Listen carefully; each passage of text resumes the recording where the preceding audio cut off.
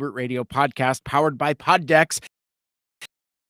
I am your and thanks for being patient. I got off to a little bit of a late start evening. I lose track of time often, and I'm just sitting there doing show prep, writing notes, getting. I look, and realize it's like 8 o'clock, and I haven't even cracked open my laptop at that point, and it takes me, I don't know, about maybe 10-15 minutes to open up my laptop, connect to the Wi-Fi, set up my microphones, get my headphones all set up. Yeah, I'd say it's about 15 minutes worth of setup here. But I am glad to be back here with you on a Monday night. Feels like it's been forever, even though it really hasn't if you've been hanging around with us over the weekend on the live stream. And this week, that's actually what I want to kind of do is spend some of our time catching up and let you know about some of the cool stuff and things that me and my last together. The last time I did a After Hours live stream wasn't last Monday. I took last week off, but was Monday, October 5th. That was the interview with Word Burglar, and he's always awesome to chat with. I really love kicking it with that dude. And then after the interview, and you can go back and watch the video wherever you're watching the video now, whether it be Twitter, Facebook, or YouTube. But after we finished the interview, I did like another hour where I'm just I don't even remember what I talked about. Probably a speculation about Studio Series 86 and maybe some other stuff and things that were on my mind. It feels so long ago, but anyway, that convo with Will 10 release of his iconic G.I. Joe hip hop concept album, Welcome to Cobra Island. That's they're going to press on October 29th, and there'll only be the one pressing for folks that got in on this crowdfunder campaign through Bandcamp. Which another thing, I want to give a shout out to Bandcamp. We talked about this during the interview, but good on them. For it seems like at a time I shared a article from Hard Times, and if you're not familiar with the Hard Times, it's very similar to the Onion or the Babylon Bee or any one of these parody satire news sites. And anyway, I found this from the Hard Times. I think Alpha Magnus, Toby, shared it on his Facebook. It was like, Spotify celebrates their $100th given to artists. I thought that was pretty funny because, Spotify is notoriously stingy with making sure that artists get paid. Bandcamp, on the other hand, is kind of like the Superman. It seems like they go out of their way. Like having Bandcamp Fridays where they donate proceeds to various charities or waiving fees for bands during the COVID. Bandcamp's a great platform. I discovered it during the KGRG era, and it is a really great source for new independent music discovery. But like we talked about on the 5th with Word Burglar, they've started this crowdfunder platform where these same independent artists can do pressings on vinyl of their records. In fact, I've reached out to a couple homies of mine, a couple friends, and I'm just like, hey, by the way, Bandcamp has been doing this. I know you've got your stuff on Bandcamp. This would be a really great outlet for like a limited run of vinyl pressing. I'm really excited to get my hands on a vinyl record for Welcome to Cobra Island because it just seems like a vinyl release of a hip hop record really seems to be a no-brainer. So I'm excited to get that. I hope you are as well. Check out the interview with Word Burglar from October 5th. And that's actually the current episode. If you're listening now on Monday night, watching on Monday night, that's the current episode 292 of Mike Seibert Radio podcast, where it is my interview with Word Burglar. So I mentioned that that's my most recent episode. So no episode last week. And I was having conversations with Lucky this morning before I left to go to work. And I'm finding myself kind of in a weird position with regards to the Mike Seibert Radio podcast, the After Hours live stream, and how all of that content kind of ties together, or in some cases not. Some of these Monday night live streams have become podcast episodes. Others haven't. And it seems sometimes there's no rhyme or reason whether on what I convert from a live stream discussion into a podcast. I mean, interviews, obviously. So it's like the convo I did with Word Burglar, I kind of did that as a 2-for-1 deal. It's like, well, I'm doing the Monday night live stream anyway. I know I want to chat with him. I know from times that we've talked in the past that Monday night is a good time for him. The previous 2 or 3 times he's been on the show, it's almost always been a Monday night.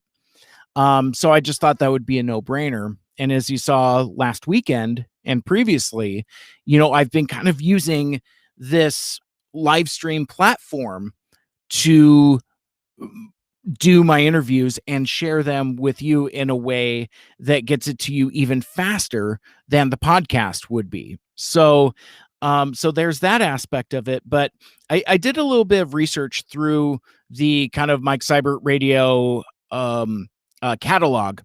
And I found out that from Christmas of last year to now, which is roughly 50 or so episodes, only 3 of them are shows that I've done by myself.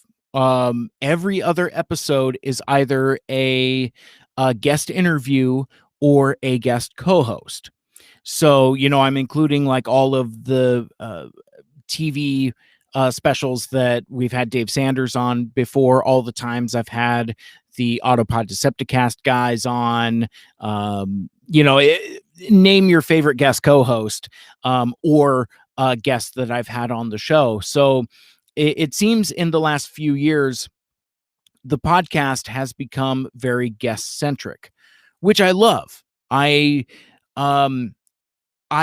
like this where it's just me talking to you and we're doing the live stream thing. As I've said before, it kind of reminds me a little bit of doing live college radio like I used to 5 years ago. But yeah, I do sometimes wonder if folks miss the solo podcasts where it is just me, because it obviously wasn't like that until I started making more friends and really kind of started molding the narrative of the show to specifically highlight those guest topics and promoting my friends and things like that. What I'm trying to fumble around for here is that I didn't realize until this morning, when Lucky and I were discussing, that I probably could have taken the back half of the live stream I did with Word Burglar and flipped it and made a podcast episode out of it so that there was still something on the feed as opposed to just skipping an episode. It's up for debate within myself. I'm doing a lot of thinking out loud here, by the way, but I don't know if I would have had time to flip that on Thursday and Friday because I was very busy with work, knowing that I was going to be taking the weekend off. So it's kind of, It's tough for me to do revisionist history, whether I could have taken that second hour of the live stream and made a podcast episode out of it. The reason why I bring it up is because with the content that I've done this last weekend, and I'm getting ahead of myself talking about some of the cool stuff I've done, but I, had the interview with the creators of the Starlight comic on Sunday, and then on Saturday I talked to Aaron from Autopod Decepticast and my dude Dave Cabal from the Retro Cabal podcast, and we just talked about the Transformers Studio Series 86 figure line, because I figured that needed a separate space, because if I didn't allocate a separate space for it, that's all this it all would be, and I wouldn't be able to get to any of the other stuff that I want to talk about tonight while we're here together. So I just it was something that occurred to me Friday night before I went to bed. I'm just like, oh well, maybe I just do a separate live stream. As much as folks think, my friends especially, that uh, perceive me as a professional podcaster, uh, bless. I really appreciate you, fam.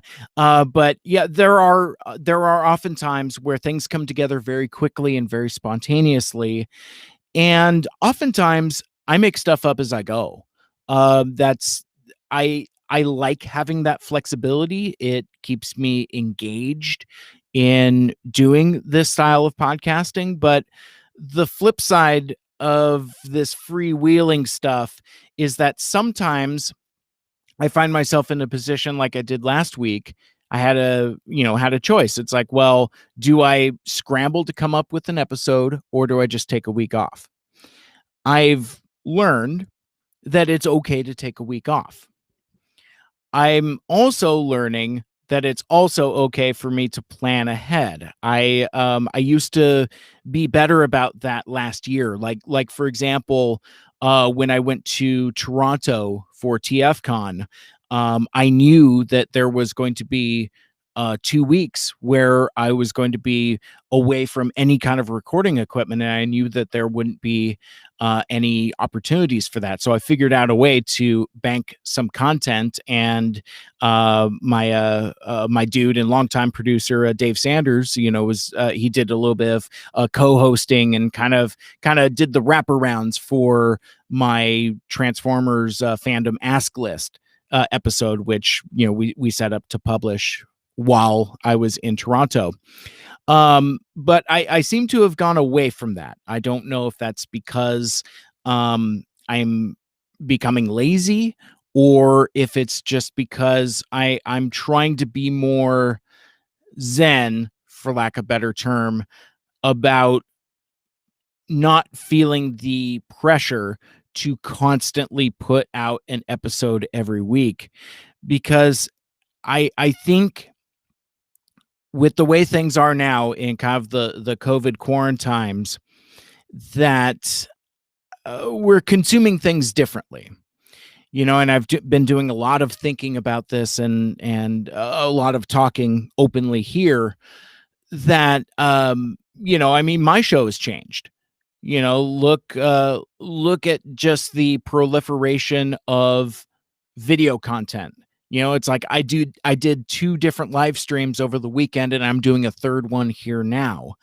And what I'm finding is that doing these live streams is the closest thing to just like jumping on the radio. And even then, you can't do that. You can't jump on the radio and just crack a mic and be live over the air like you can here on the internet. And it's in my excitement, I've kind of neglected to plan ahead and figure out like a place for everything and everything in its place. Um, so yeah, I just the thing I've not gotten a good handle on is which live streams become podcasts, and then which live streams are content to just live here in the video feed. If you have any feedback, I'd be definitely open to hearing about it, because it's what the thing that I've discovered is that with the Monday night live stream is that there seems to be an audience for it. When I did it a couple months ago, when I started a couple months ago, it was just kind of meant to be a one-off gimmick. Like, we're celebrating 5 years of Mike Seibert Radio. The 5-year anniversary of my very first live show happened to fall on a Monday night, and it just felt right. And then it continued to feel right. And quite frankly, this feels right now. I like this. I like the feeling of just kind of being live without a net, and just kind of I don't have the opportunity to stop and edit, and sometimes that provides its own challenges too, where inevitably I will get distracted. I'll lose my train of thought, and but it's great. I enjoy this opportunity to connect with you directly in a way that there isn't the same thing as doing podcasting. Now, do I want to trade podcasting for live streaming?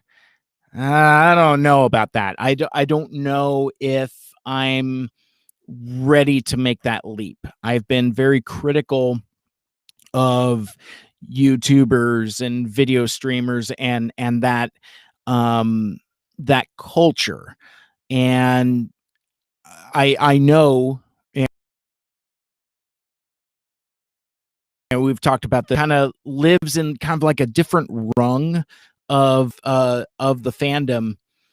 And I don't know, it's been tough for me to wrap my head around, because now I don't want to say that the novelty is wearing off. That's not what I mean. But what also has happened is, now that I've realized that I have been doing these Monday night live streams long enough, it's time for me to really kind of give consideration to, is this something I want to continue doing? Is this the one-to-one translation vessel of whatever you want to call it for the podcast? Does this replace the podcast? All things I need to consider. And none of that I meant to go over tonight. It just kind of popped into my head while I was thinking. And Shar just jumped in the comments here. Self-care is important, and you're absolutely right. And I think as content creators, that's like the first thing to go, right? It's, how hard can I push myself to get that content out? And for me, and I don't want to necessarily rehash it now, but I've talked a lot about how I pushed myself to just kind of like maintain my streak of consecutive shows. And to loop back to something I talked about earlier about, how we're consuming things differently. I find that let me give you an example. A friend of mine, friend of the show, Steve Strout, from the stevestrout.com, and Caleb Lowry, both of which have been on the show before. They recently launched a new podcast, the Steve and Crypto Show. And it's really good. It's really well made. They talk about, kind of like the paranormal, and but also kind of the same type of stuff that I do, where they're putting spotlights on independent creators, local independent creators. And it's a good show. And it's kind of funny because, like, I've listened to like the first 2 episodes, and then I checked my feed and realized that there's like another 3 episodes that I haven't listened to yet. And it's just a weekly show, just like most podcasts, but I found myself getting behind. And it's kind of funny because it's like, oh man, there's another episode. And I just wonder if sometimes some of our other friends that put out podcasts less frequently, if they've got that figured out. I wonder if folks have the same experience with my content where they're like, oh my God, another Mike Seibert radio. And this one's 2.5 hours. My God. Um, it's funny. I've heard folks say that they listen to my podcast on like 1.5 speed or 2 times speed. I can't listen to podcasts that way. I've tried, and it just scrambles my ear. But if it's a way for folks to get through some of those longer episodes, then I'm not necessarily going to complain about it. All right, I'm gonna move on, because like I feel like if I dwell on this for too much longer, I'm just gonna dwell on it for too much longer. I did mention that's where I was going with all this. So no new episode last week, but in its place, kind of accidentally, just a coincidence of scheduling. But I hope you all enjoyed episode number 50 of the Have Not Seen This podcast. That is a podcast hosted by a guy named Rafe Telsch, who I learned in an interview episode with him is, he goes way back in podcasting, but he recently launched this podcast called Have Not Seen This, where he invites a guest on, and the guest picks a movie that they don't think, or I'm sorry, that they are surprised that more folks have not seen. So for me, I picked the Transformers the movie from 1986, and it was I've talked about it several times already, but listening to the episode, and incidentally, every podcast that I am a guest on, I am like, I don't know if it's a weird narcissism thing, but I listen to every podcast that I am a guest on, just to hear, I guess, how I come across, because usually there's some kind of production delay. In this case, with Have Not Seen This, it was a couple weeks. I mean, I want to say we recorded like the third week of September, and then it just came out last week.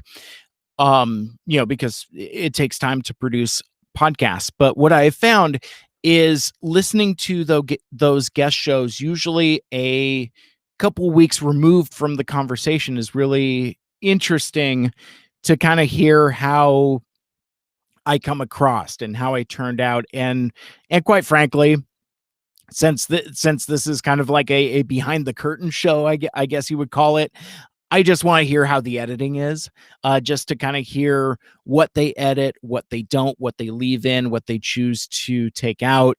And it was interesting because like the episode of Have Not Seen This is it's like 77 minutes, and as near as I can remember, I mean, like, I listened to it and I couldn't readily identify anything that he took out, because I also know, as you know, brevity is not my strong suit, and I did kind of give extra exposition and extra explanations, and even at the time I'm like, oh, he's gonna cut all that out, because that's just extra. And yeah, I couldn't think of anything that he took out. But it was a really fun conversation. He had not seen the movie before. He was a GI Joe kid growing up and wasn't a Transformers guy. And so we talked about that. We talked a lot about growing up with GI Joe toys, because I was both. I love GI Joe toys. I loved Transformers. And so we kind of bonded over that. And the thing that's interesting, and I've seen this reaction from folks who have listened to the episode, is that they were kind of surprised that he didn't like the movie. And he didn't like the movie, but he enjoyed the conversation he had with me, and he appreciated the passion that I brought to it. So while he didn't like the movie specifically as a standalone piece, he did enjoy the experience that came with it, watching it in preparation of the conversation with me and then doing, the episode together. And one of the things that I had heard, my buddy Dave Cabal had was in the process of listening to the episode, and he had said, well, whenever I hear somebody say they don't like the movie or badmouth the movie, his response is like, let me at him. And I don't know, I have a um kind of like a weirdly different approach to I guess how the rest of the world sees Transformers the movie. I guess that's the only way I could put it, is that my hottest take, and I don't know if I share this with the fandom or not. It's difficult for me to tell, especially now that I've spent the last several years kind of talking about the movie in as much detail as I have, dedicating entire episodes to it and really kind of incorporating that as part of my brand, I guess you would call it, for lack of a better term. I kind of tried to build a reputation for myself as the Transformers the movie guy, even before I kind of joined the Transformers fandom. And then, once I kind of start participating in the fandom, it's like, oh, you like that movie too. That's cool. We all do. It's like, oh, sure, you're special, just like the other kids. But I think because of that, kind of trying to, because for the longest time I was kind of outside of the fandom. I I, I understand that the movie is not inherently a good film, objectively. um I happen to like it quite a bit, but I do also think that it's um very difficult to approach, unless you have all of the information, unless you've spent 2 years with these characters in the cartoon. And but I've kind of softened my stance on that a little bit in the post Michael Bay movies era, because now everybody worldwide, I would say, as much, if not more so than they were back in 1984, 1985, 1986. Uh, Folks know who Optimus Prime is. Folks know who Megatron is, Bumblebee, so on and so forth. They know what the Transformers are. So I think my amendment now is that Transformers the movie, since you know what those concepts are, you can enjoy it as kind of like a snapshot of the 1980s. And I think that was a perspective I didn't necessarily have until fairly recently. But I also appreciate, though, that it's not for everybody. And I think it's a combination of nostalgia, my personal nostalgia. Um, but yeah, I do find myself kind of weirdly bristly when folks are combative towards folks that don't like the movie. I'm not. Because, like, I've got a I'll get to this later when I talk about the what's in the box, just off camera here. Um but it's not everybody's jam. And so when folks say, like, well, this is bad, this is dumb, this is whatever, I can't dispute them. And so yeah, sure, you're right. Writes, I saw the movie for the first time before seeing G1 and had no idea what was going on. And um when I interviewed Flint Dilley, story consultant on Transformers the movie, that was one of the things he said was kind of contributed to the box office failure of Transformers the movie, is that it's it's hard to have it both ways, because on one hand, I love it because it's the culmination of seasons 1 and 2 of the cartoon. The problem with something being a culmination is that if you don't have the history, it doesn't make a lick of sense. So it would be, um, the example I would give is if you are going to put Avengers Infinity War and Avengers Endgame, shoot, actually just Endgame by itself. Let's say you give them just Endgame and say, here you go. That movie is the culmination of 23 other movies and 10 years, even more so than 2 seasons of a Saturday morning and then later weekday afternoon cartoon. Um, but to me, it kind of still has kind of like that same weight and significance. And I think that that's kind of what makes it weirdly, oh, you're fine. You're fine. I should have turned the light on. That's my bad. Oh my gosh. I don't know if you caught that or not, but okay, so as you well know, I'm still at work.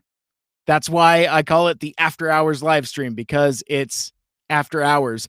So I am sitting here minding my own business on the live stream, and then I hear in my headphones, because it's picked up through the microphone, the familiar sound of a vacuum cleaner. The cleaning lady was coming in, and you talk about being distracting. So anyway, I think we were talking about we're still talking about Transformers the movie. But yeah, I mean, where I was going with that is that I don't necessarily fault anybody that says that they don't like it, because it is weirdly unapproachable. Oh, that's where I was going. Like I was bringing up this weird Avengers Endgame type analogy here. In that I don't know if you can enjoy Avengers Endgame by itself, removed from any of the Marvel movies. Like I don't think you need to see all of them, but it helps. Likewise, I feel the same thing about Transformers the movie.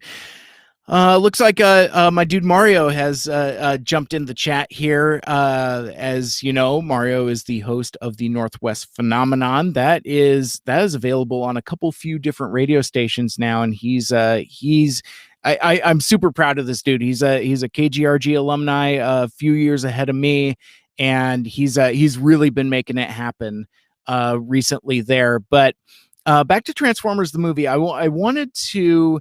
Let me see if I can find where this is. Give me just a moment here. One of the things that's been floating around the internet this week through last weekend, I think, was a old review of Transformers the movie. This was originally I spotted it on the Toy Robot Magazine Facebook page, and I'm trying to see if I can find a good picture of it, because I want to read this review for you.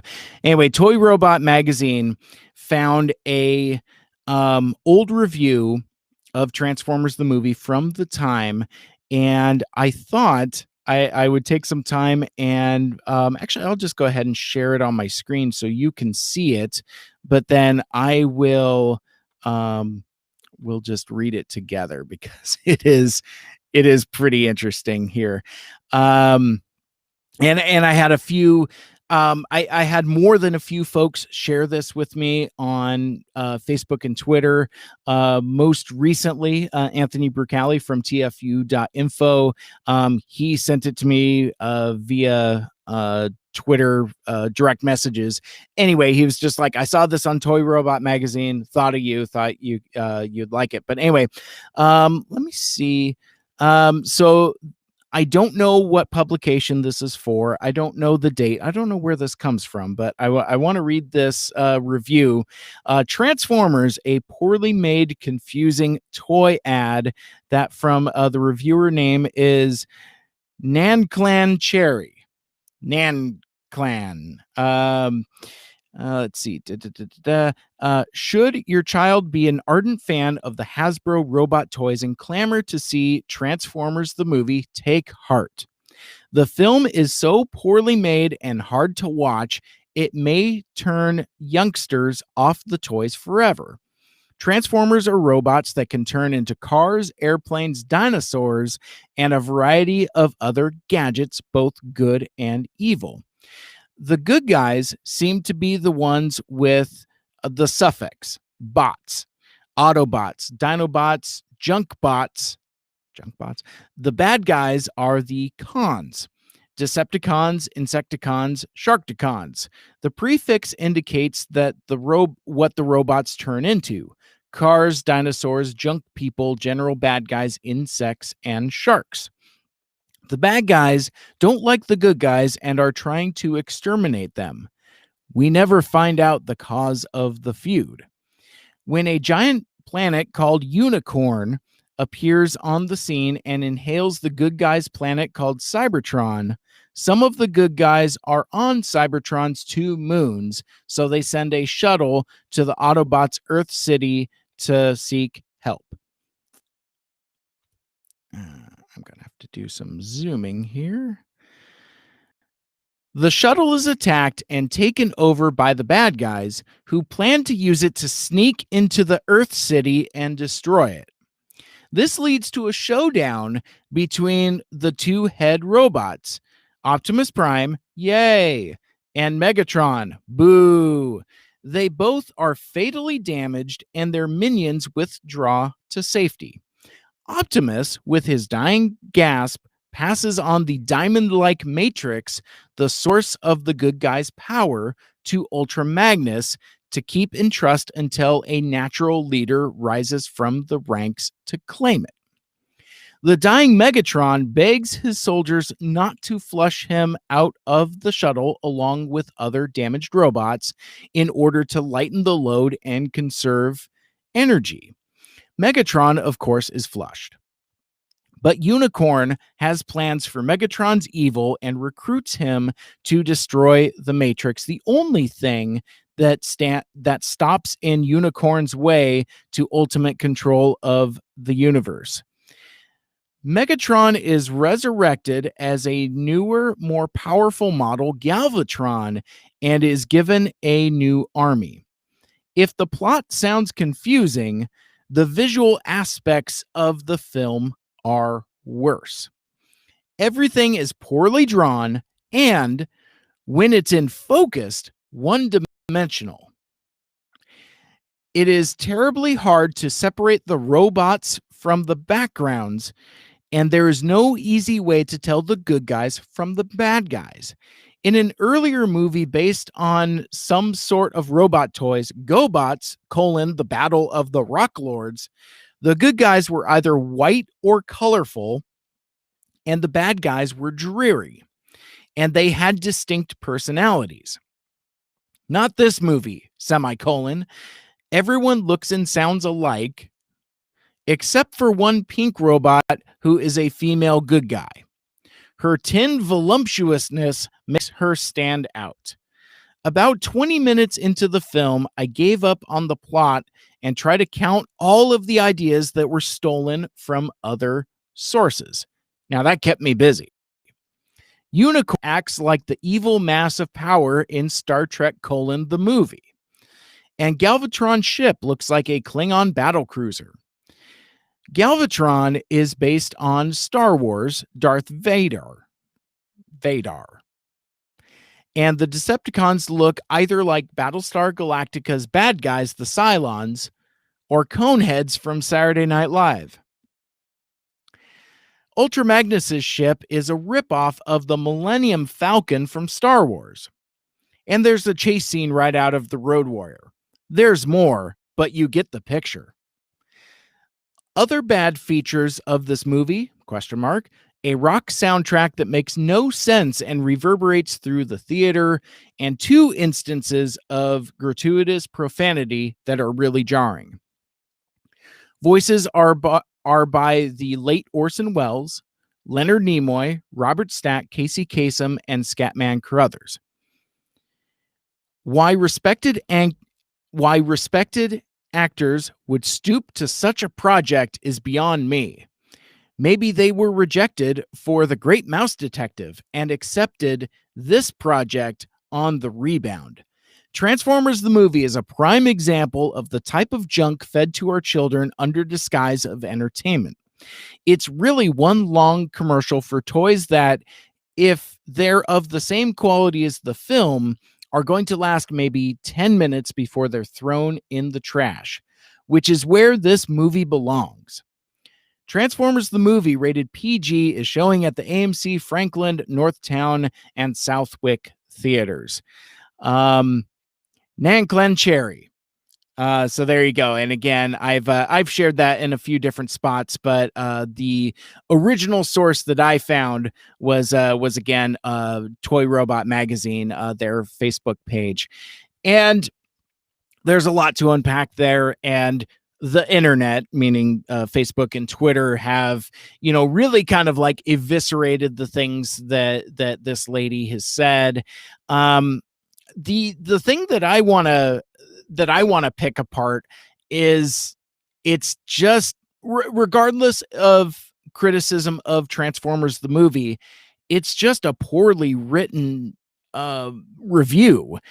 It's like I almost, maybe like within the next week or so, I want to do more research to find other reviews that this person has written to kind of compare and contrast, because first of all, the review is rotten with spoilers, and we've talked about, in previous episodes, kind of how I feel about accidental spoilers in reviews. Arguably, there isn't much in here that isn't in the trailer. It's like, will Prime die? And what is the secret of the monster planet? As it shows Unicron transforming, like right there on Front Street in the trailer. But I mean, no, there's explicit spoilers in here where they talk about the death of Optimus Prime and they passes the Matrix onto Ultra Magnus. I do like, though, how the way that she phrased it is that Magnus is kind of supposed to be the kind of caretaker of the Matrix before a natural leader is found. And I don't know if I've heard that phrasing elsewhere. Natural leader. I kind of like that. And again, with Hot Rod being the chosen one, and all of that. So that was one nugget I kind of liked. But again, I mean, like, I had to do so much scrunching and squeezing on the screen just to be able to read it to you. It was just like an overly long column. It actually kind of like weirdly reminds me of Michael Bay movies in that it's overly convoluted, overstuffed, and overlong. And I just I don't know. It just feels like weird commentary of the movie and the franchise, and of course, the joke being that 35 years later, we're still talking about this movie, and I don't I I don't want to be morbid, but I don't know what's become of Nan Clan Cherry. So I mean, hopefully she's still okay, living a happy, healthy life where no longer am burdened by reviewing movies. But speaking of Transformers the movie, the Hasbro Transformers Studio Series 86 figures dropped on Friday. They were announced on Thursday formally after months of rumors and speculation. But Hasbro had a Fan First Friday streaming event on YouTube, and they went through wave one of the figures. There are 6 figures, 3 Voyagers, 2 Deluxes, and no, I said that wrong. 3 Deluxes, 2 Voyagers, and 1 Leader class. So you've got Jazz, Cup. Who's the other Deluxe? Not Hot Rod. He's the Voyager. Scourge? Oh man, this is what I get for not. Okay, so anyway, all the figures are Jazz, Cup, Hot Rod, Scourge. Oh, Blur. I keep forgetting Blur and Grimlock with Wheelie. So those were all announced on Friday and went up for pre-order Friday at noon Eastern, which was 9 o'clock my time. I just happened to be in front of a computer and was able to snap them up, and I was happy to do so.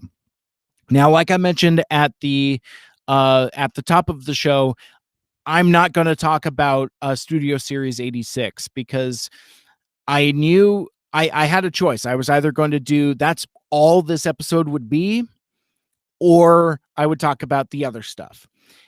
So I decided to split the difference, and I got with my dude Dave Cabal and Aaron from the Autopod Decepticast, and we talked for about 2.5 hours about these 6 action figures, and talked more about Transformers the movie. We kind of speculated where the line can go if there is to be a wave 2 and beyond. Characters we want to see, characters we're kind of surprised weren't included, how this line of figures fits in with the current generations line of Transformers action figures, and really kind of trying to like puzzle through some of the more bizarre choices. Like, for example, you have Scourge in Studio Series, but Cyclonus is in the Kingdom line as part of War for Cybertron. So we kind of get into the minutia of all that and trying to figure it out. Should there be repaints of Siege Springer or Earthrise RC, and what are they going to do with Ultra Magnus? Just really trying to figure. Then I do want to put an addendum, which is this might work contextually. I don't know yet, but depending upon when I release the podcast, I want to put an addendum to that episode that we didn't talk about. Is I think we really need. Actually, let me just bring up the tweet that my dude Dave Cabal put out there, because I just want to make sure I am reading it correctly. It's one of those things like, when I just want to make sure I'm given the correct attribution there. So I will share my screen here.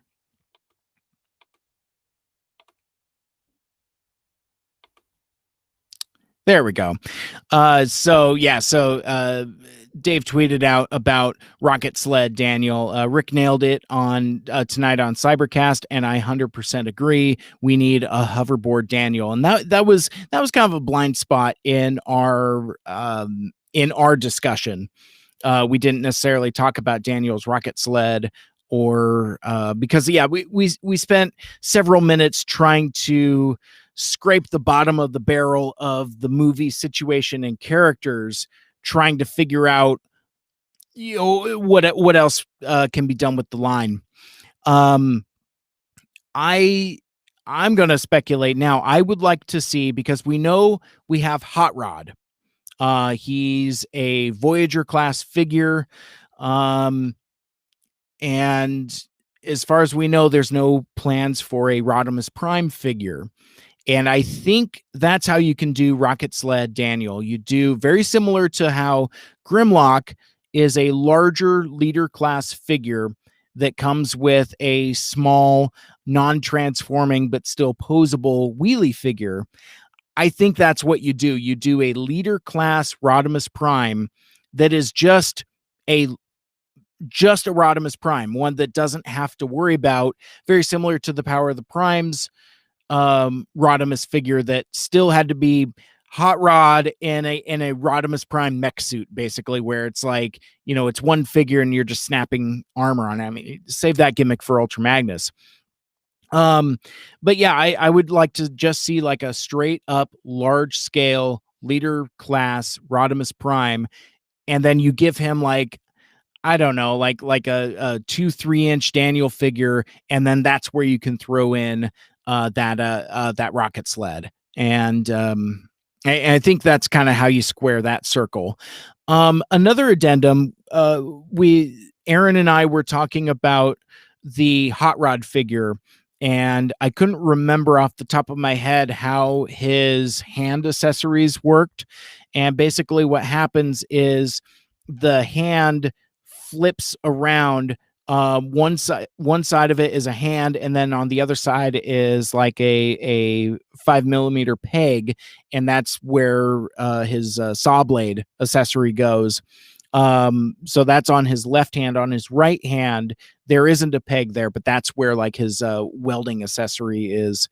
So yeah, I just kind of wanted to close that loop there. And speaking of, if you are a fan of me and Aaron talking Transformers on a live stream, next weekend, the 24th and the 25th, we are going to be doing a live stream during TFCon weekend. We'll be doing a TFCon third party panel reaction video kind of live stream. So because they can't be bothered to promote themselves, TFCon has canceled their in-person events for the year. So basically, in place of that, they've decided to launch what they're calling TFCon Online. It will be next weekend, Saturday and Sunday, October 24th and 25th. I know next to nothing about that, but I'm getting ahead of myself. I'm still trying to promote the me and Aaron thing. So one of the hallmarks of TFCon is the third party panel, where it's a panel where they talk about third party Transformers. I'm trying to over explain this for folks that might not be familiar. But yeah, basically it's a video slideshow where they talk about the latest in unlicensed transforming robots, show off some renders, show off some prototypes, stoke rumors and speculations. It's a lot of fun. I'm not necessarily a third party collector myself, but my buddy Aaron certainly is, and we enjoy doing shows together. So we did it earlier in the spring when TFCon Orlando was canceled. That was like one of the first casualties of the Rona. It was supposed to happen in February or March, and that event canceled. But they already had prepared the third party panel.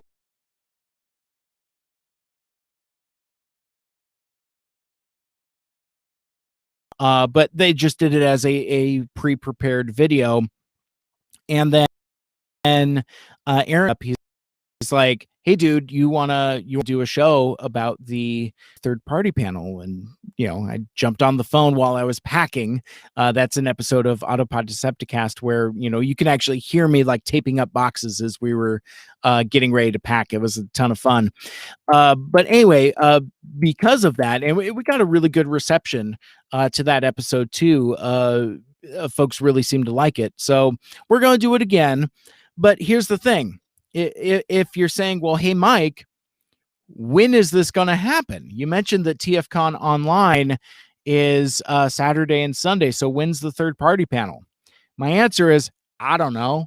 I was just on tfcon.com, and the schedule that is posted there is the in-person schedule for the canceled TFCon Orlando, which I I have to be careful here because I don't want to necessarily come across like I am throwing TFCon under the bus, but I am going to throw TFCon under the bus a little bit. It's just one of those things that we as fans have kind of gotten used to, and I've certainly grown accustomed to it just in 2 years of participating. They they usually post the schedule the week of, which for folks preparing for a convention is very nerve-wracking. Like I'm used to like Emerald City Comic Con posting their stuff like months in advance so that, I I get prepared. So it's a little different, but that's kind of what you get when you have a convention run by fans.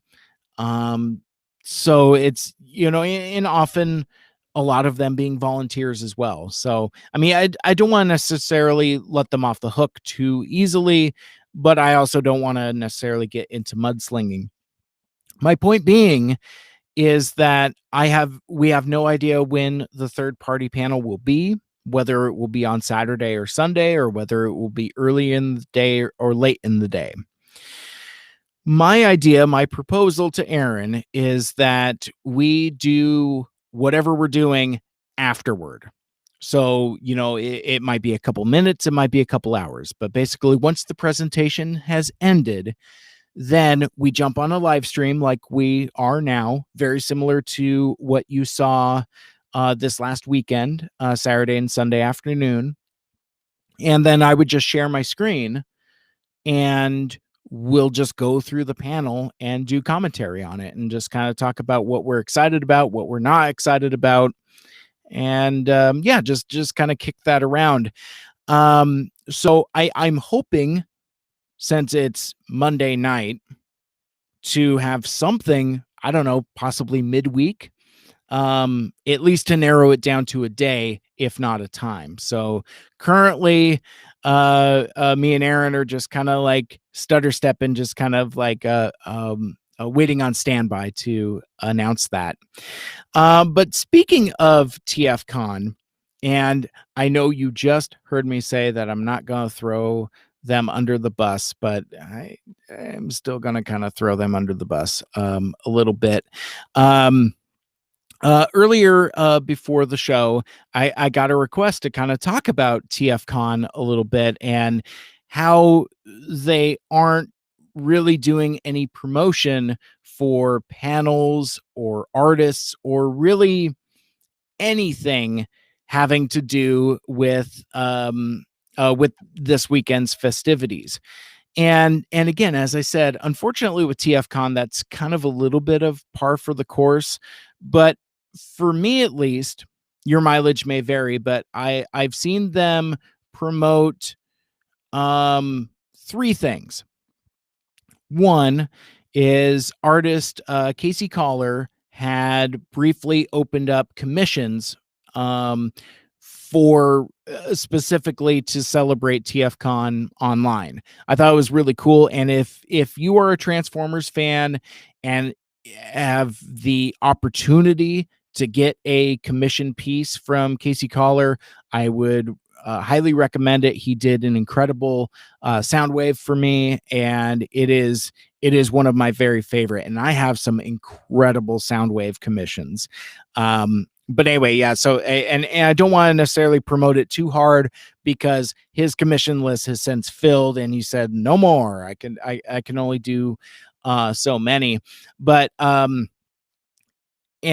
that was him as an independent artist saying like, hey, TFCon online is this coming weekend. I'm opening up commissions to participate in this event or to commemorate this event, so you can get your commission. So Casey did that, and then TFCon retweeted him. So I don't know if that counts as TFCon kind of promoting their own thing.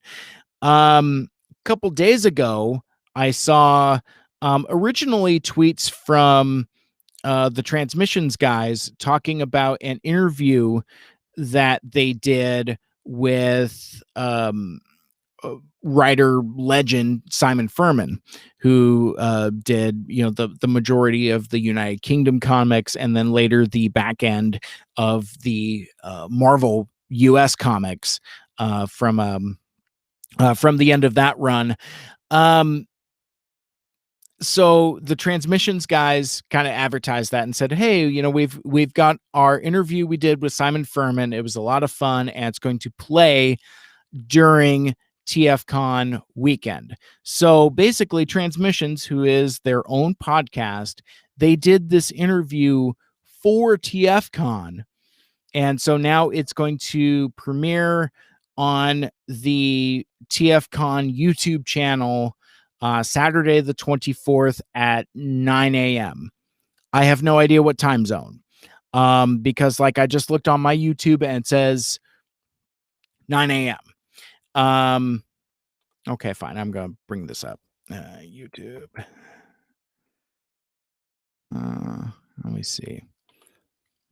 I keep telling myself that I am going to do less screen sharing, but yet here I am doing more screen sharing.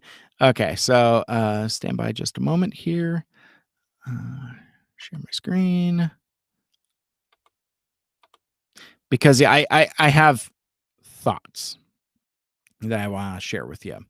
Okay, so here we go. So this is what the TFCon YouTube page looks like. And as you can see on the screen here, it's a thumbnail of presumably a Zoom style video chat with writer Simon Furman, along with the entire Transmissions gang, including my dude Big C, Yoshi, Daryl Cybertronian Beast, and of course Jeremy.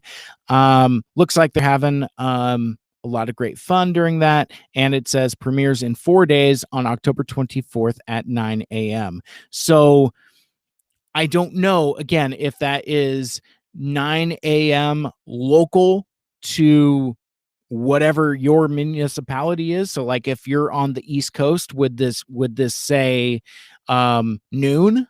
Or would it still be 9 a.m. localized to you? I don't know. But the reason why I bring this up, I can just stop sharing here. The reason why I bring this up is I don't. I feel a rant coming, and I'm trying to tamp it down, but I think this is another example of pre-recorded content. I mean, because like as you saw on the screen, this interview has happened already. I don't know when it's happened, but it's certainly not next weekend. And I I mentioned earlier at the beginning of the show that I'm having some kind of existential dread with regards to what I'm doing here on the live stream and what I'm doing with the recorded podcast. And I think one of the things that has added to my difficulty is, at what point does content become stale? For me, I've gotten into the habit of turning over my stuff very quickly and more or less doing content for immediate consumption. As I mentioned earlier, I do very little banking of content.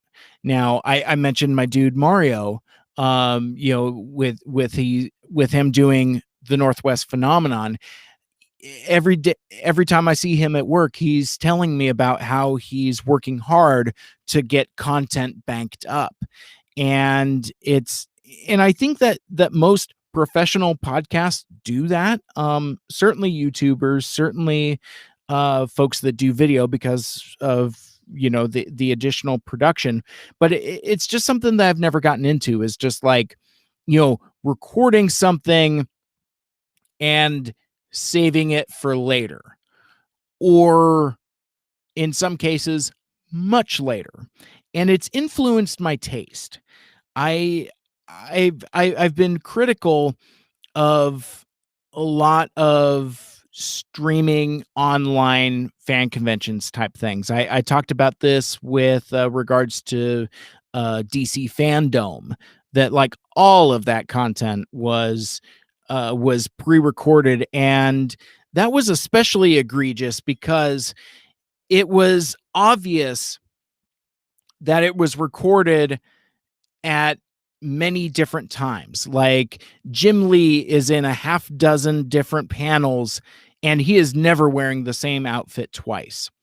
I think Ezra Miller was in 2 different panels, One, he has really shaggy long hair and a beard, and in another one, he's like clean shaven and has really short hair. I mean, it's like jarring how different it was, and like the two panels were like, like a couple hours apart or something like that. But um, so I don't know. I do understand the need and necessity for um pre-recorded content. It helps things flow more smoothly, but for me, I don't think I'm going to tune in and watch the Simon Furman interview while it's live, because I it's old.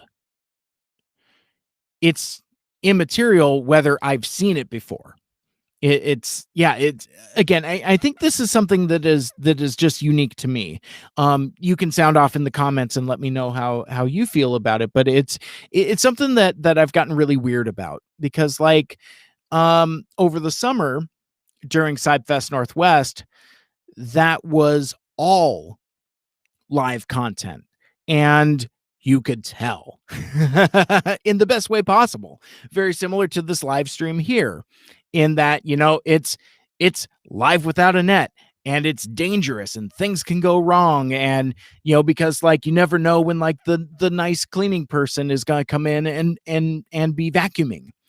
um I didn't plan for that. There's no way to plan for that, and that just kind of added again, just kind of like a weird degree of, I don't know, I hesitate to say excitement.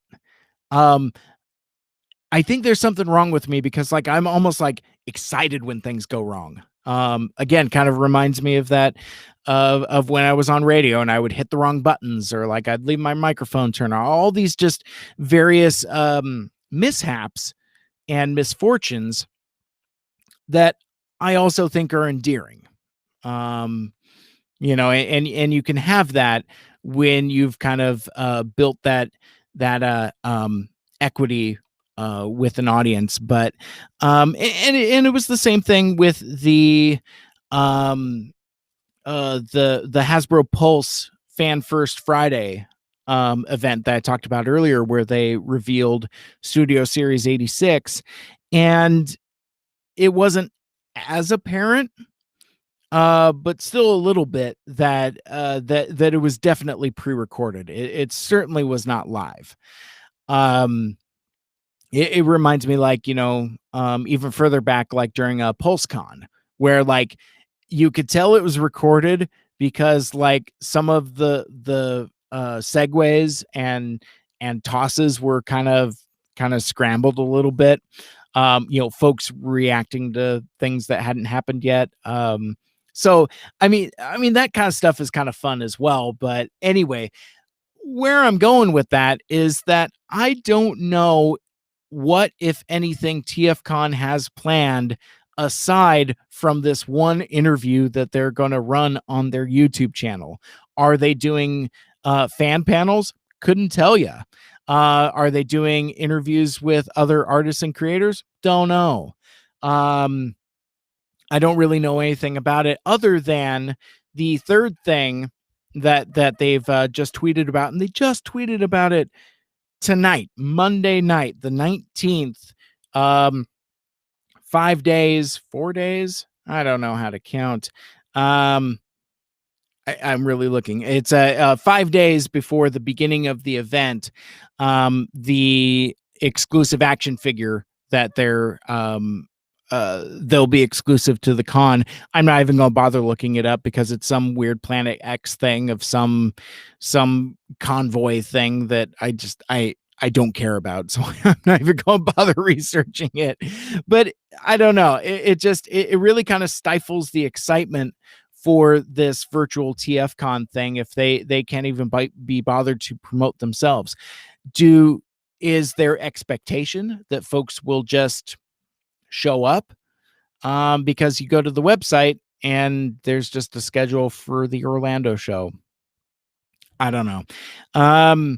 So if if this was the podcast, the Mike Seibert Radio podcast, and I had access to all of my sound effects, it would be at this time that I would fire off the familiar shout out sounder. You can use your imagination and sing along. Shout it, shout it, shout it out loud.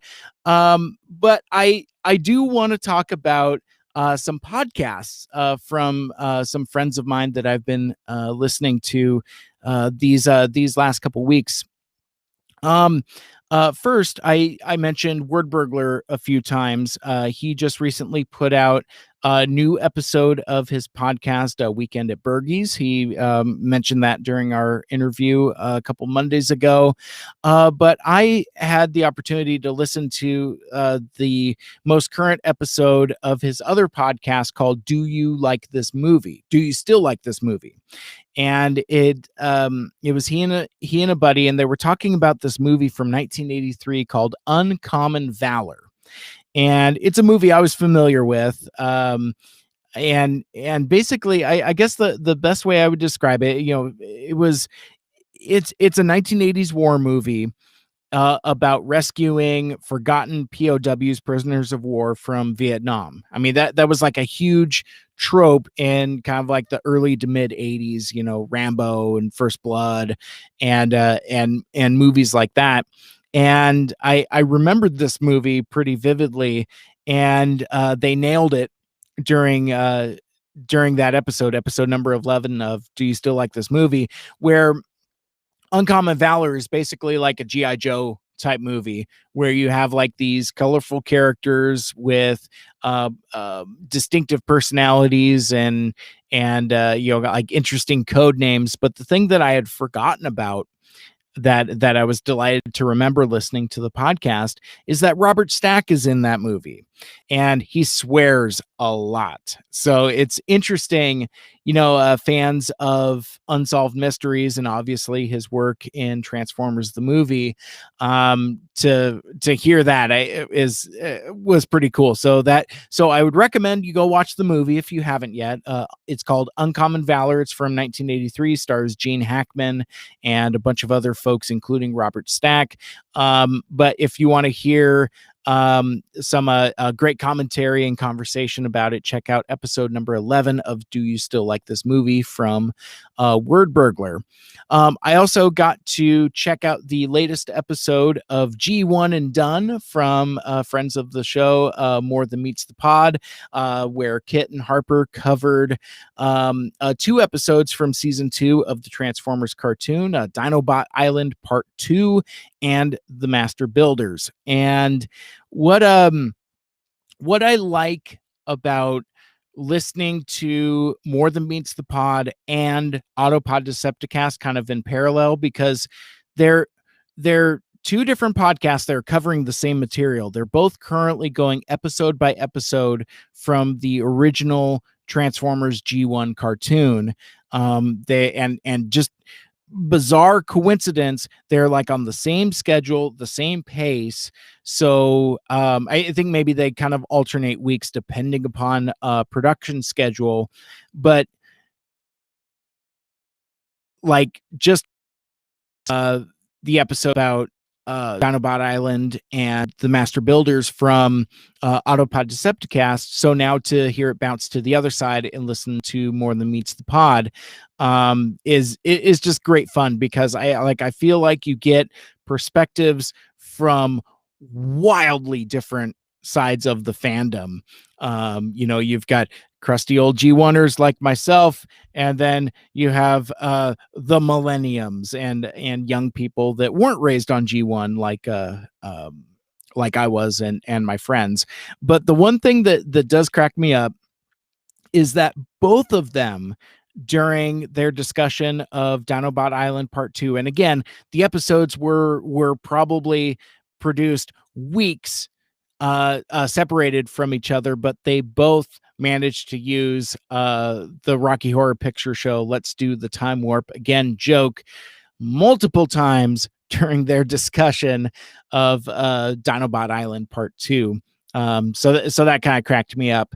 But I think I've talked about this before, but I I've been kind of watching season 2 kind of along with both of these podcasts, Autopod Decepticast and More Than Meets the Pod, kind of in parallel.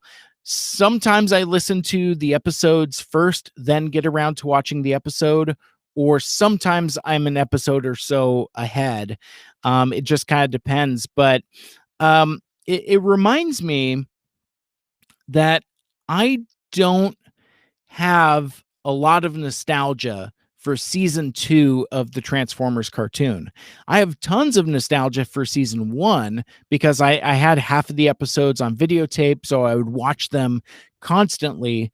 And to say nothing about the movie, because I mean that's a that's a whole nother different thing. But I never had any of the videotapes for season 2, and really, quite frankly, because there's like 49 episodes, I don't remember a whole lot, and I don't have a whole lot of nostalgia for those season 2 episodes. So in a way, I mean, I, I'm sure I've seen all of them, maybe, but it's possible that even after 35 years, maybe I haven't seen all of them. I couldn't say definitively. Um, but I am certainly enjoying my time uh watching the episodes along with More Than Meets the Pod and Autopod Decepticast. It's been a blast just kind of picking up on their references and jokes, and it's a lot of fun, and it just kind of reminds me because I talked about this a few years ago, like when I first uh got acquainted with Aaron, Ryan, and Caleb, the APDC guys, is that the the way their project started, their podcast, was a minute by minute breakdown of Transformers the movie. They since finished the movie and then moved on to the episodes. But when I first got to know them, I told them that the show that they're doing is an idea that I always wanted to do. I always thought doing like a minute by minute breakdown of the movie would be a lot of fun. But what I have realized from listening to their show and how it's grown and developed, and now kind of having More Than Meets the Pod side by side, is that while I think my version of that would be interesting in the way that this is interesting, it wouldn't be nearly as fun. It wouldn't be nearly as funny. And quite frankly, wouldn't be as good. So I enjoy being a listener of their shows, and because it just gives me a really fun new perspective. Now that being said, I do like talking about these shows and these episodes also. So dropping next Sunday, the 25th, that may or may not be during the time we're doing a live stream about about the TFCon third party panel, but anyway, dropping next Sunday, the 25th, I return to the Autopod Decepticast. I am a guest on their episode, talking about the episode called Auto Berserk. That's the one with Paranoid Meth Head Red Alert. That was a really fun episode. That was an episode that was done by a the mysterious third animation studio. It's not Toei, it's not ACOM. We don't know what it is, and there's some flourishes in there that are really interesting. I hadn't seen the episode conservatively in 20 to 30 years, and but the reason why I chose it is because, like I mentioned earlier, I have almost no season 2 nostalgia, but there's one image that is seared into my brain more than anything, and that's a Red Alert with the red rings around his eyes and the flashing uh flashing lights above his head. um Kind of similar to, see, I'm trying to segue here and I'm not doing it especially well. Um,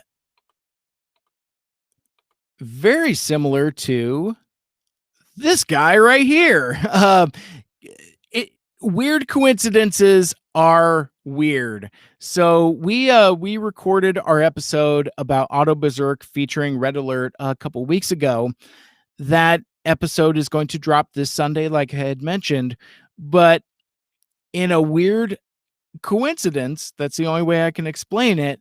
The latest issue of Transformers Reanimated, that fan fiction project by Yoshi from the aforementioned Transmissions podcast and Greg from the Unfunny Nerd Tangent podcast, their latest issue features Red Alert. So I don't know. I thought that was it was a very bizarre coincidence, and dig this Casey Collar cover. You get the corner art with his sexy looking jazz, and you have Red Alert in a very Batman the Killing Joke inspired piece there. So that's super cool. I'm really excited to check that out. I've already read the script. It is a lot of fun, and again, it just kind of goes with, like I said, that a conversation about Auto Berserk, which will be coming out next Sunday, the 25th. Let's see. So, but all right, the thing that's because I'm talking about various podcasts that I have consumed and enjoyed these last couple weeks.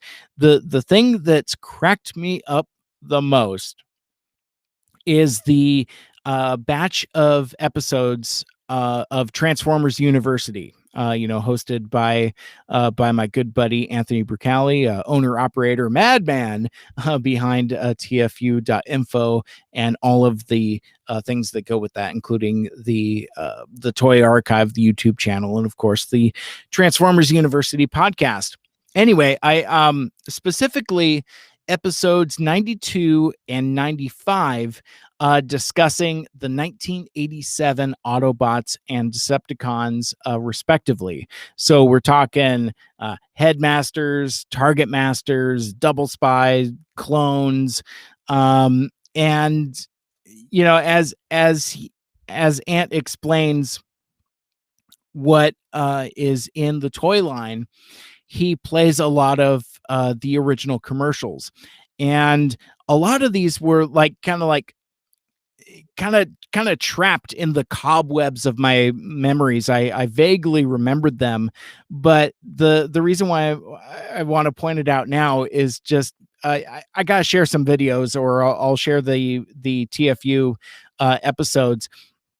But the ads for these are hilarious. Like I remembered the commercial for Fortress Maximus, and that one has its own, has its own lyrics to the melody. It's like Fortress Maximus, and I remembered that one because I had Fortress Maximus, and so I always kind of I identified with that.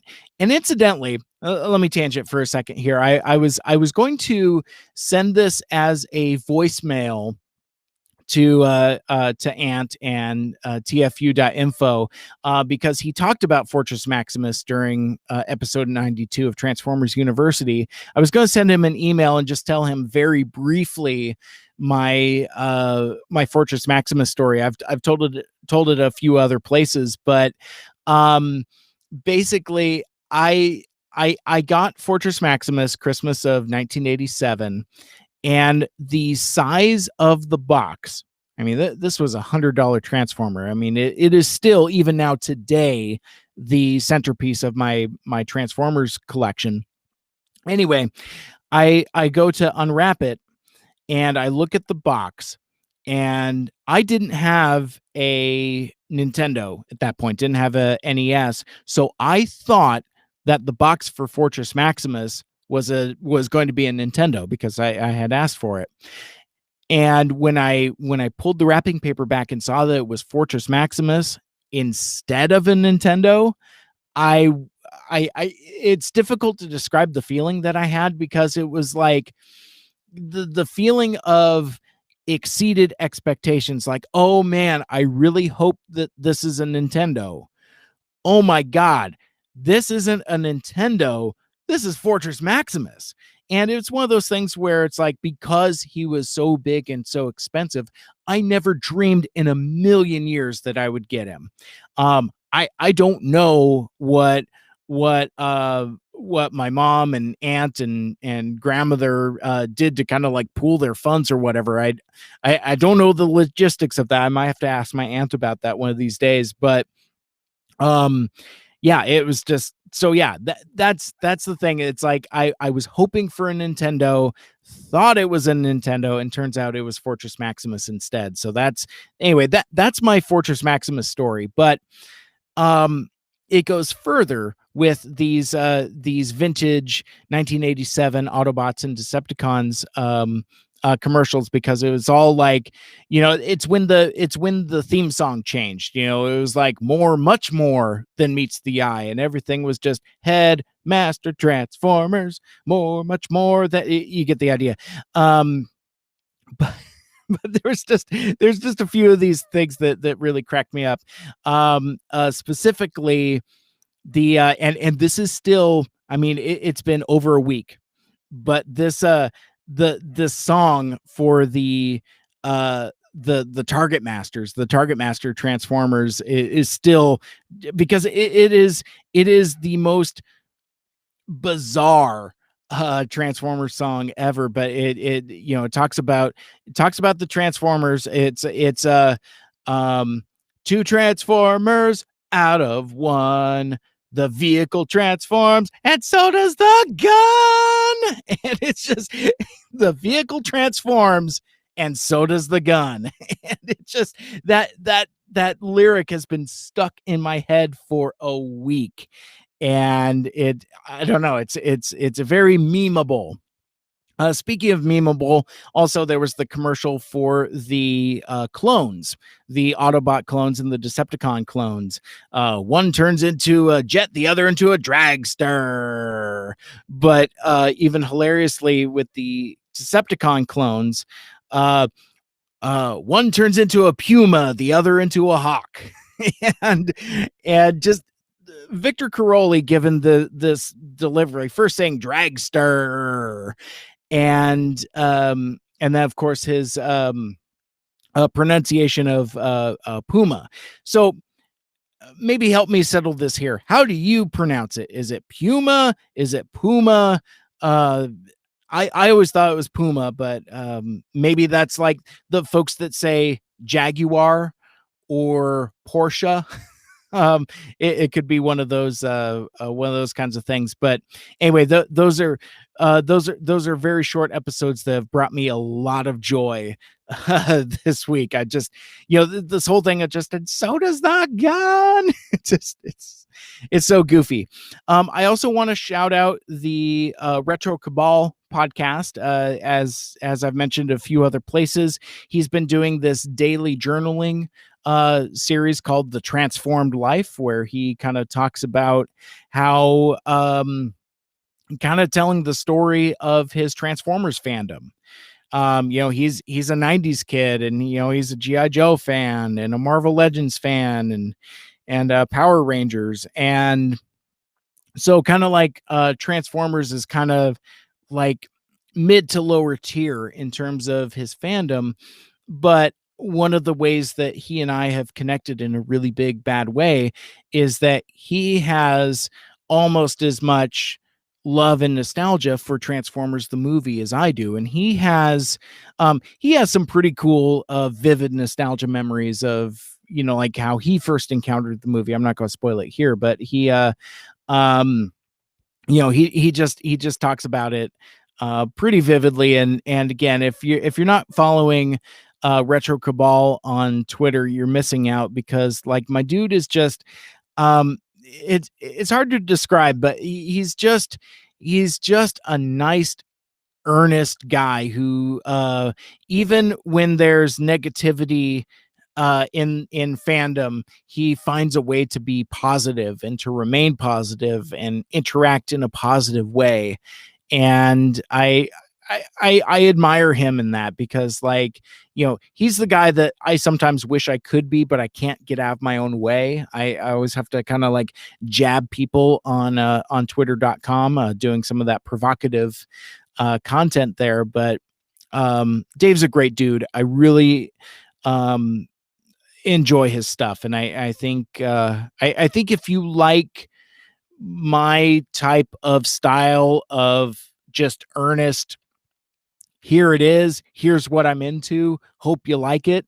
um I think you'd really be into Dave and Retro Cabal as well.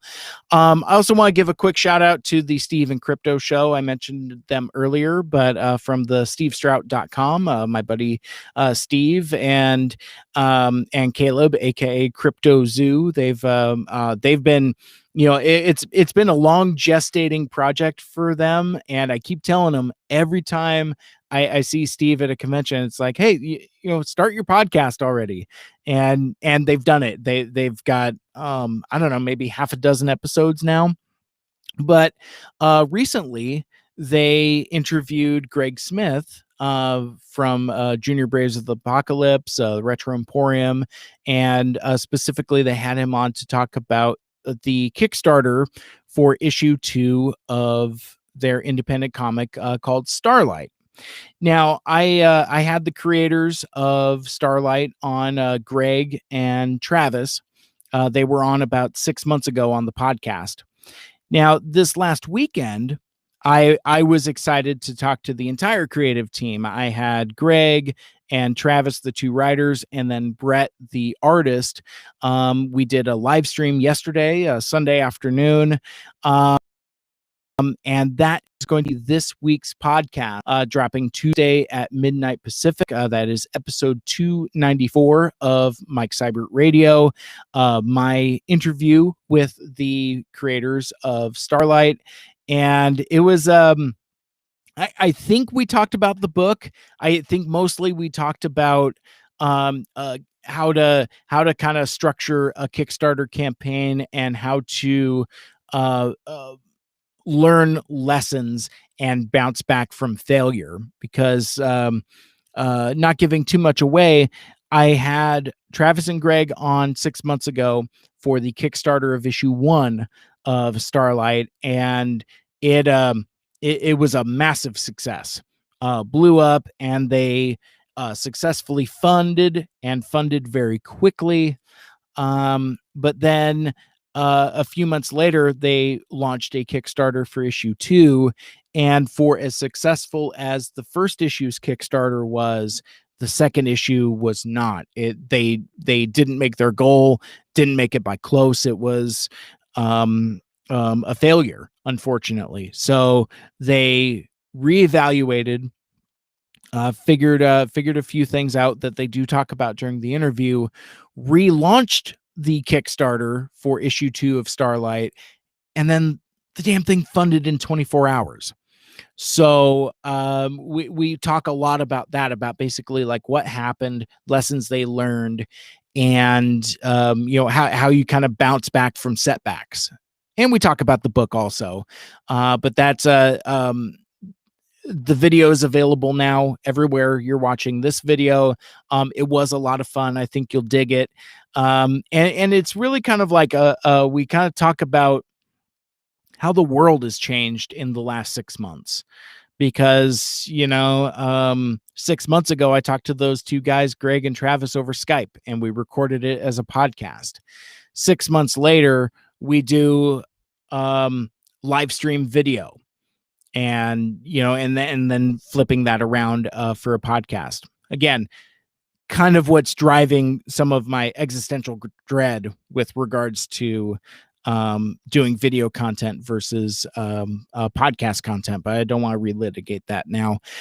And finally, I wanted to shout out friend of the show, great friend of the show, Lucia Fasano, and her partner, her fiance, Kyle McCormick's new podcast called A Chicken in Every Pod.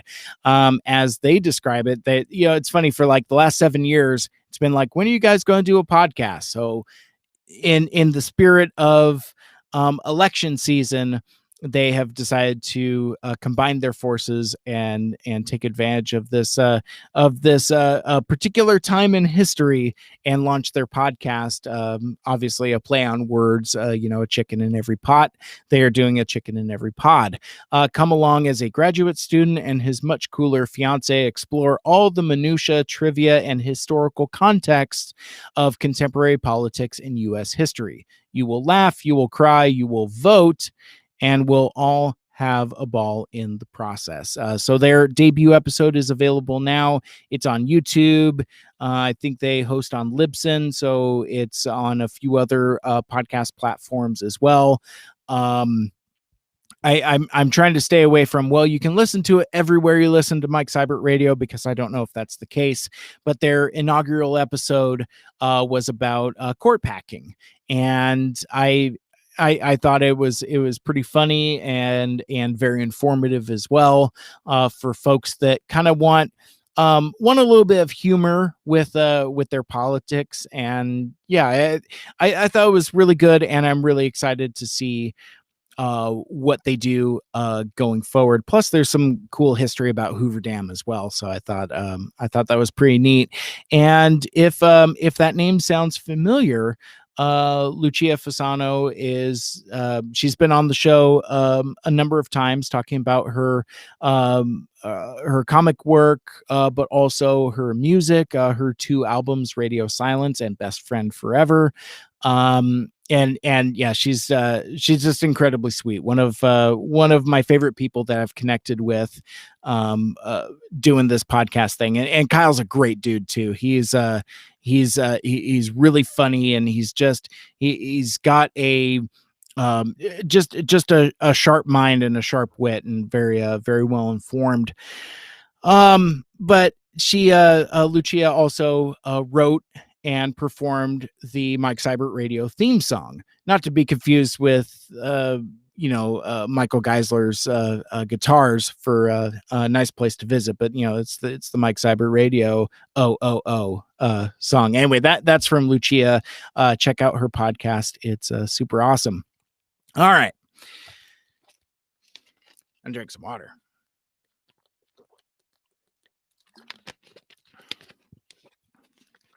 All right. So before I get out of here, I also want to touch on a few things from the last couple weeks before I get to show and tell. I mentioned this during my live stream with not with Word Burglar, but during the October 5th live stream. I mentioned I'm approaching this all wrong. Let me rewind and start over, but I can't rewind because it's live. So anyway, I also wanted to touch on a few things from the last couple weeks before I get to the show and tell segment of the show, because I still have a box over here just off camera.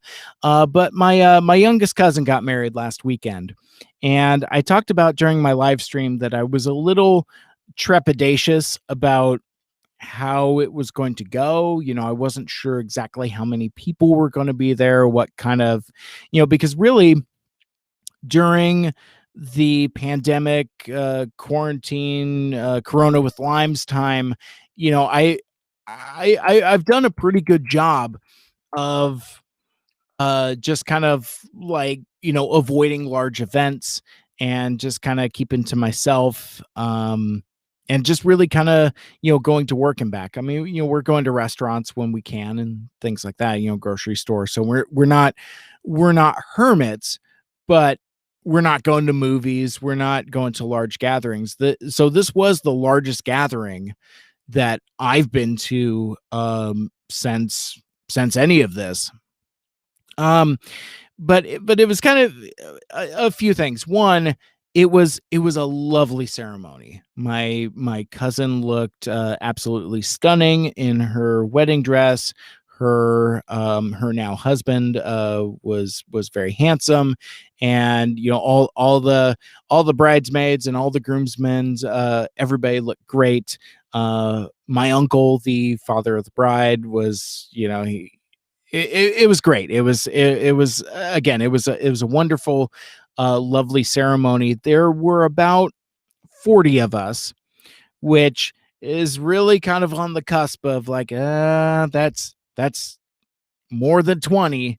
But it was an outdoor ceremony. It was in the afternoon. It had been pouring rain in the morning. But by the time the ceremony happened, the weather had cleared out, and we were able to just kind of enjoy it outside. The seats were spread far enough to where I think like everybody had sufficient social distance. And I would say, I don't know, maybe it was like a 30 to 70 ratio, 30% to 70% of folks wearing masks versus not wearing masks.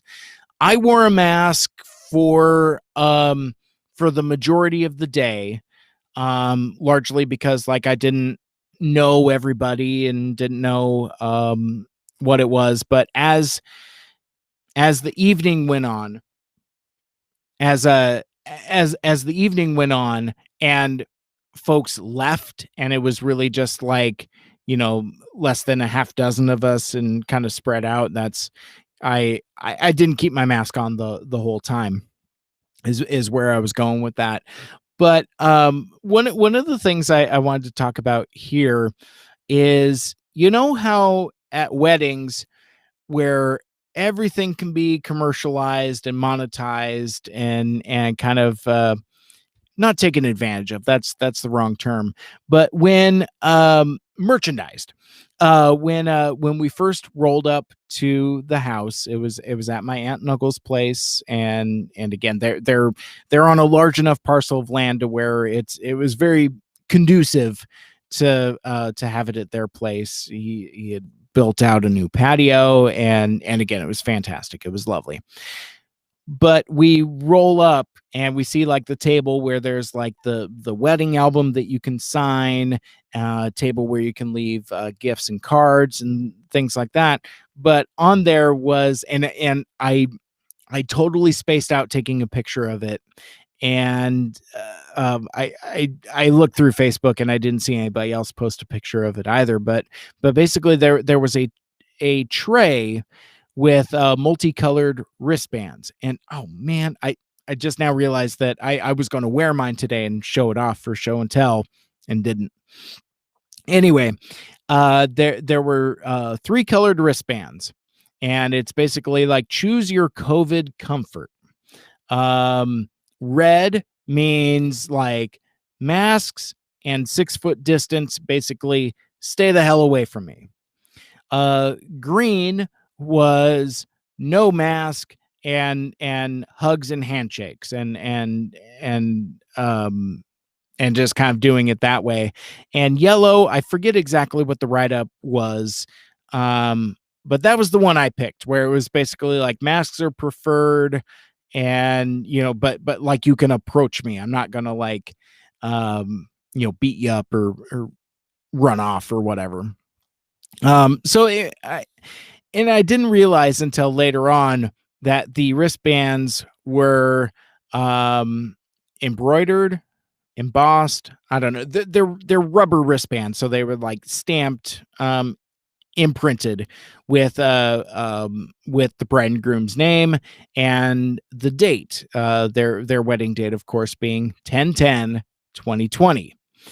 And maybe I didn't put that together even through the several months ahead that they had planned their wedding, and even when they chose, even through the pandemic and cancellations and things like that, to still stick to it. Once I started seeing a bunch of things imprinted with 10/10/2020 on it, I understood in a way that I hadn't, even perhaps a couple weeks ago when I was talking about it. But so that was cool. But anyway, so I grabbed a yellow wristband, and it was fine. It was just one of those things that again, I think like that it's easy to merchandise and get people to buy. But outside of that, I again, the ceremony was lovely. and it was I'd be lying if I didn't say it was I always get caught up in these double negatives.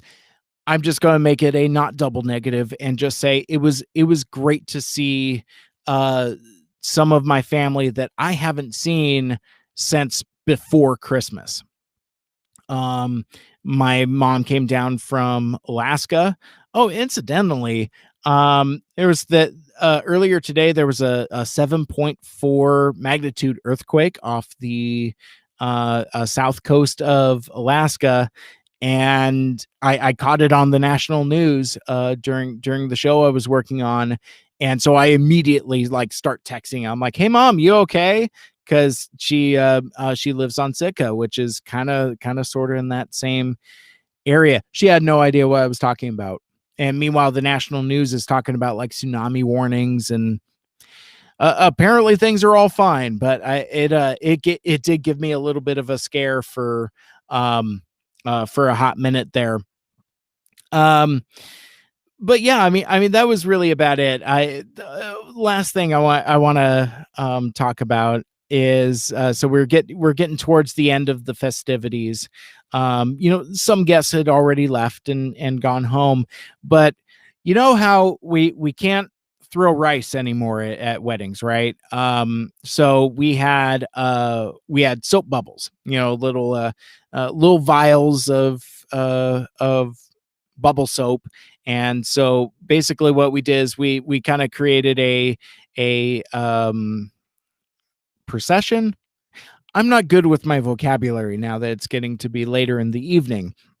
But basically, like as the bride and groom made their way towards their car to leave, we basically blow bubbles at them. A lineup of people off to either side, and as this is happening, kind of look over my shoulder a little bit, and I see Snohomish County Sheriff slow rolls, pulls up to the end of the driveway, because again they're like on an acre, so the house is kind of a little farther back off of the street, but close enough to where I could see the sheriff.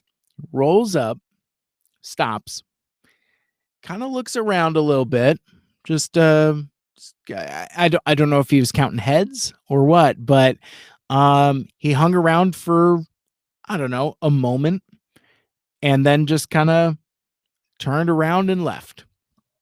And that was the end of it. We think that maybe like a concerned citizen slash nosy neighbor called and ratted us out. I don't know.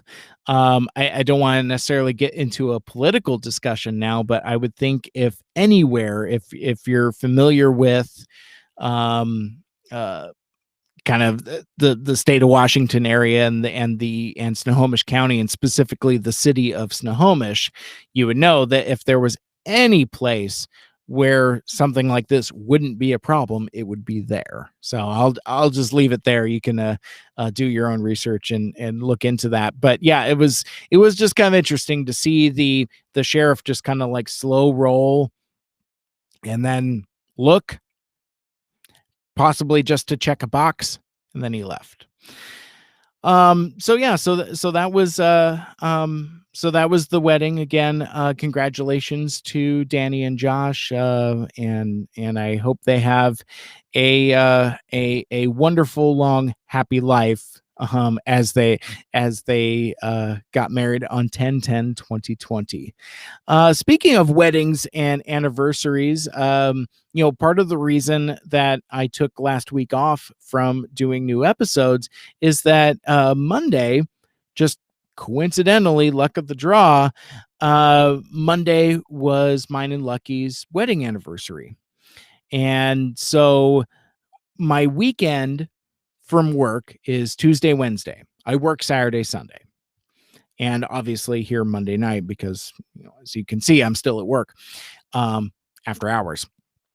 Anyway, so I had taken the weekend off for the wedding, and then it's like, well, wait a sec, why don't I just take Monday off also? So I took Monday off and got 5 days off for the price of 3, which was pretty cool.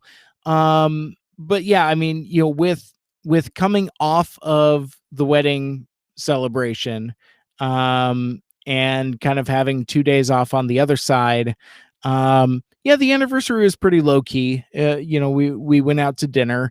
Ironically enough, we went out to a fancy restaurant that in times past we've driven to from other places we live.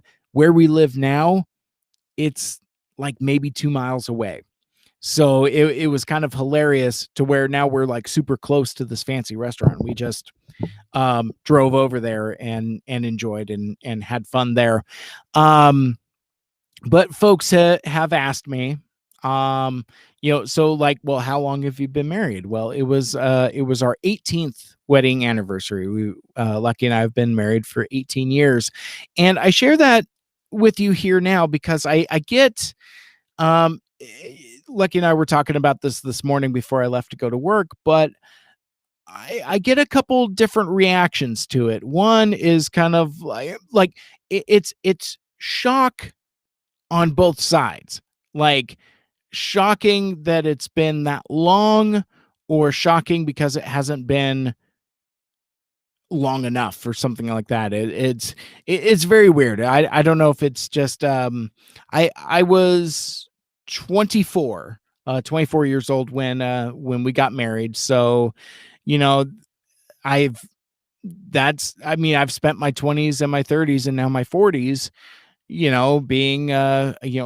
being very happily married. And so I don't know if I have further thoughts on that right now, but it's I don't know. I just thought it was interesting. Like I had a friend of mine at work that when I told them, that had been 18 years, that there were, yeah, the reaction was just very different. And then I realized,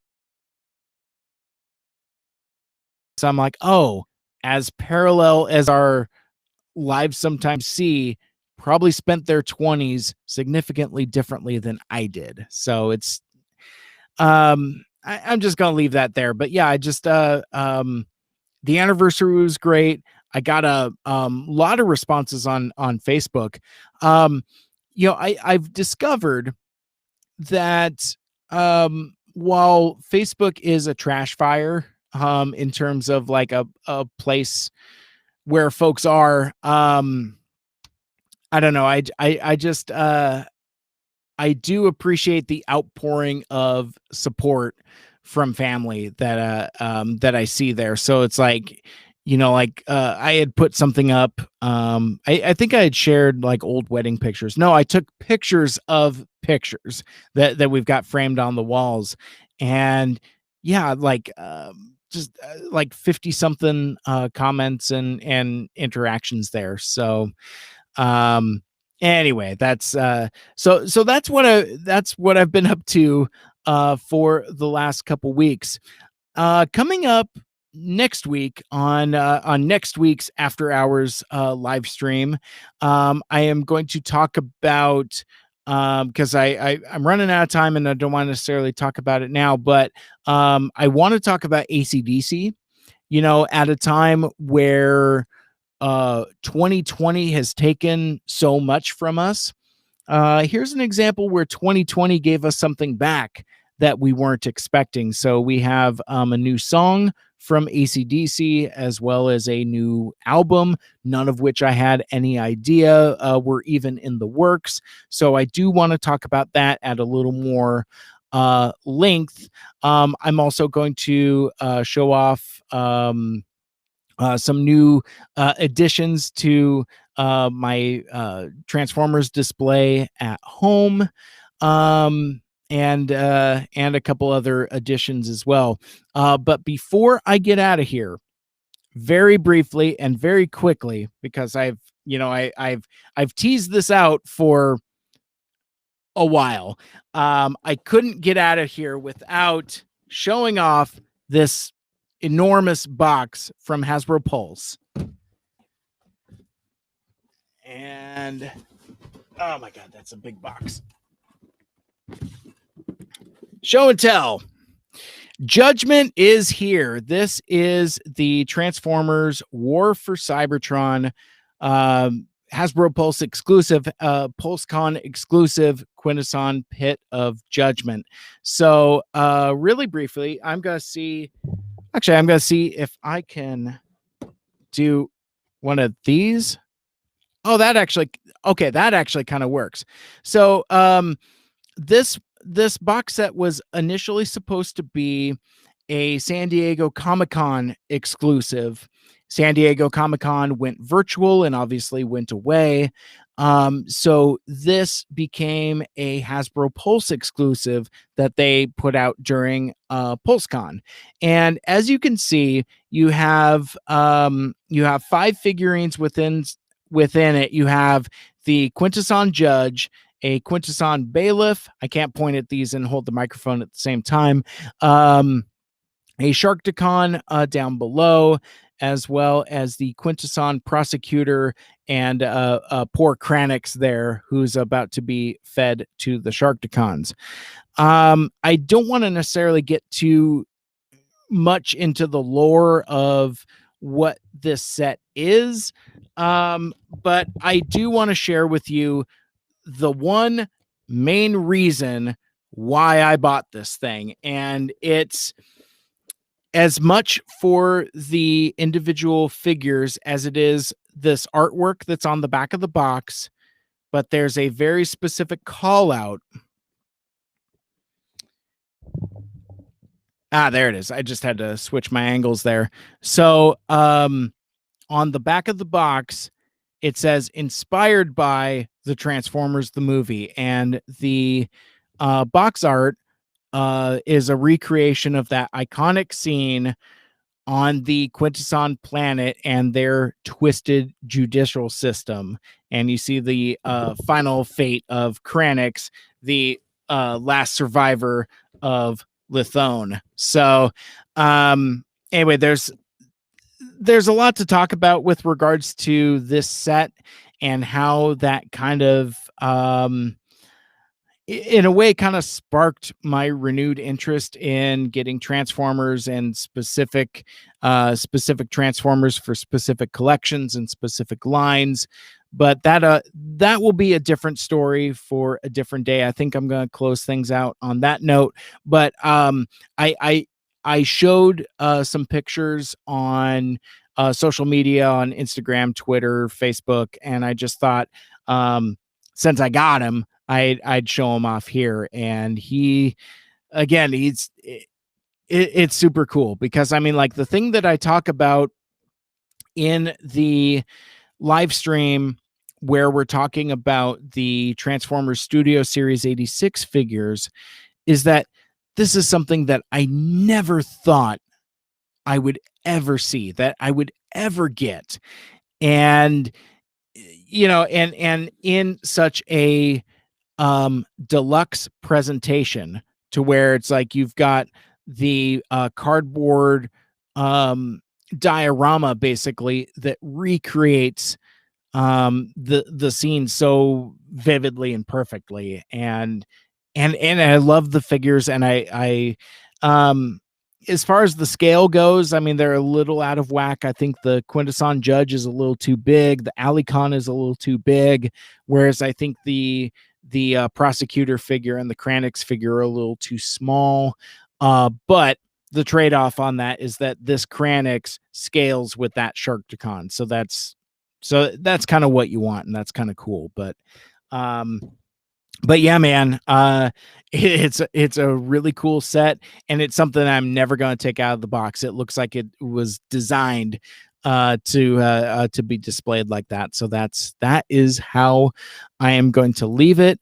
And with that will do it for this week's episode. Thank you so much for watching us here on the live stream, participating in the chat, and for listening to the podcast. And if you want to listen to my podcast, Mike Seibert Radio, subscribe on Apple Podcasts, Stitcher, Google Podcasts, Spotify, TuneIn Radio, or wherever you listen to your podcasts. And you can check out the full show archive out on SoundCloud. And come back here every Monday night for the After Hours live stream, starting mostly at 8 o'clock Pacific time, streaming on Twitter, YouTube, and Facebook Live. Like, share, rate, and review the show. Let us know what you'd like and what you'd like to hear more of in the future. Mike Seibert Radio is powered by Poddex. My name is Mike, and until next time, wear a mask, wash your face, wear a mask, wash your hands, and make good choices. Good night.